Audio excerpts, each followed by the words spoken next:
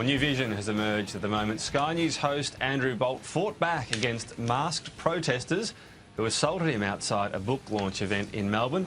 We're going to speak to Andrew in just a moment. Let's first take a look at this new vision and audio as well.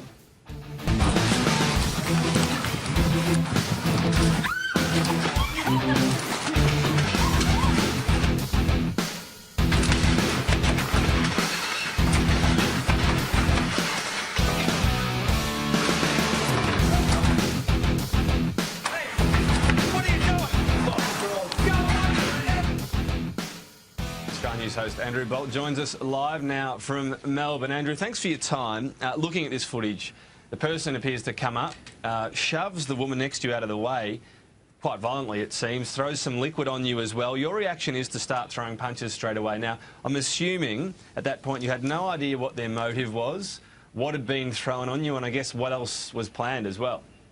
No, it went straight into my eyes, so I had an idea that there were a couple, maybe three, or I had no idea how many people there were attacking me. But my vision was a bit clouded, so I just had to fight back because I had no idea what was coming next. And whatever was in the liquid, it was very oily and it stung a little, so I wasn't quite sure. You know, even if it was acid or something like that. I mean, within a second or two, I knew it wasn't, but I knew I was in trouble and I wasn't going to take it. Very scary indeed, I'd say, Andrew, but a perfectly good suit ruined apart from anything else. You're planning to auction it. What about the Midwinter Ball, the press gallery in Canberra? They'd appreciate it. No, it's up for auction with the proceeds going to very special kids, a charity I've long supported, for a hospice for children at the end of their life and to help their parents. I can't think of a better cause. We've already got a bid of $5,000 and I hope that will go up between now and Monday. So if anyone wants this souvenir of the Battle of Lygon Street, the battle for free speech, please put in your bid. Just email me at Sky News. There is more of this sort of thing happening, particularly in Melbourne in recent times, where perfectly civil discussion, debate is being forestalled by the behaviour of these ratbags like this. Does it trouble you about what this means for the future of Australian democracy? I know that sounds big question, but I know. We're hesitant to use really grand phrases like you just used, but it's actually absolutely true.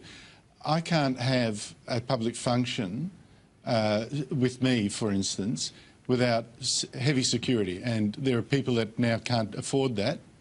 I can't have a book launch here now. I can around other parts of Australia still, and I find that really sad. I'm not an extremist. I know I've been demonised as that, but I'm not. And to me, it's frightening, and it's not just me. Pauline Hanson has had events cancelled because of the violence. Corey Bernardi has had violent protesters, the Australian Christian Lobby, violent protesters. It is really, really extraordinary. And this can't be allowed to happen. I mean, if you look at my career, and I swear, you know, for all the demonisation, I'm not an extremist. I worked for the Labor Party. Is that a way, you know?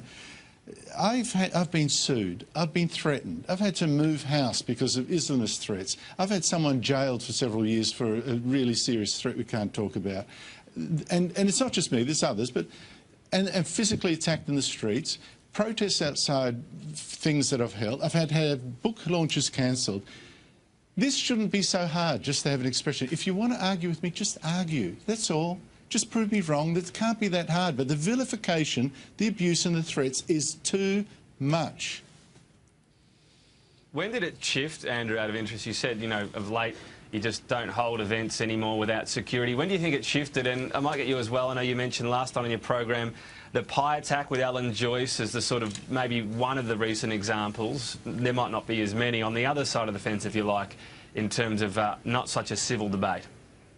Well, it's interesting you say that, Tom. I mean, the media gave a lot of play to the pie attack on Alan Joyce, and I said that was shocking too.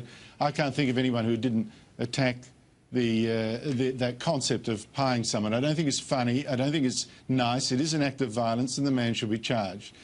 But the media went really big on that, and it goes really silent on all the other attacks on Conservatives, because the media tends to lean to the left. They've got to know this has been going on for a long time, and it really is more at Conservative figures. I mentioned Joyce, I've mentioned Pauline Hanson. Corey Bernardi had an office trashed in Adelaide. The Australian Christian Lobby. You've had even a meeting of Christians, including the Archbishop of Sydney, had so many threats on the hotel that they were meeting at that the meeting had to be cancelled. Right? And so the media's largely been ignoring this. And I'd say it's been going on, Tom, now for, I mean, really seriously, for 5 years maybe, probably longer. But it's to the point where I do fear for my safety in some streets of Melbourne, in some suburbs of Melbourne, and some events. And that can't be right.